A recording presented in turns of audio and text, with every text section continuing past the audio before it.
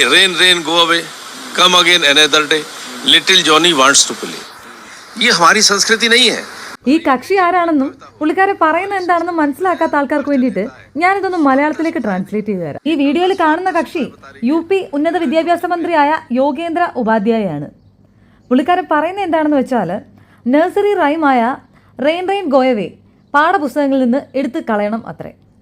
ഇതേ കക്ഷി തന്നെയാണ് കുറച്ച് നാൾ മുമ്പ് ജോണി ജോണി എസ് പപ്പ എന്ന റൈമും പാഠ്യപദ്ധതിയിൽ നിന്ന് എടുത്ത് കളയണം എന്ന് പറഞ്ഞത്.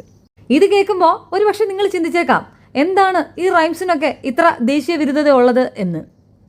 എന്നാൽ സത്യം എന്താണെന്ന് അറിയണ്ടേ?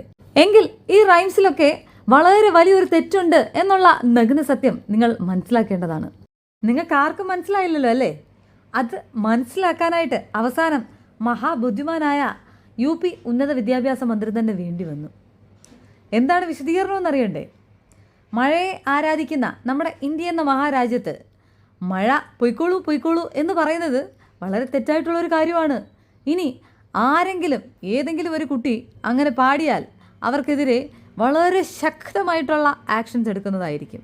കാരണം മഴ വരാനിരുന്ന മഴയെ വഴിതിരിച്ച് വിട്ടു എന്നതാണ് അവർ ചെയ്ത ക്രൈം.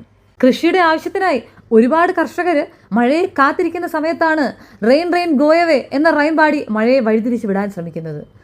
ഇനി ഏതെങ്കിലും ഒരു കുട്ടി റെയിൻ റെയിൻ ഗോയവേ എന്ന് പാടിയാൽ അവർക്കെതിരെ ശക്തമായിട്ടുള്ള ആക്ഷൻസ് എടുക്കണം എന്നാണ് എൻ്റെ ഒരു അഭിപ്രായം. കാരണം മഴ ദൈവമാകുമ്പോൾ എന്തർത്ഥത്തിലാണ് മഴയോട് പൊയ്ക്കോളൂ പൊയ്ക്കോളൂ എന്ന് പറയുന്നത്? എത്ര പേരുടെ കാത്തിരിപ്പാണെന്ന് ഓർക്കണേ.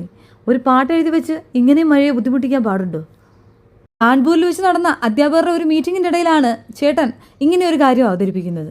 വിവരമില്ലായ്മ ഒരു തെറ്റാണെന്ന് ഞാൻ പറയില്ല, പക്ഷേ അതിനെ ഒരു അലങ്കാരമായിട്ട് കൊണ്ടുനടന്ന എന്താ ചെയ്യല്ലേ?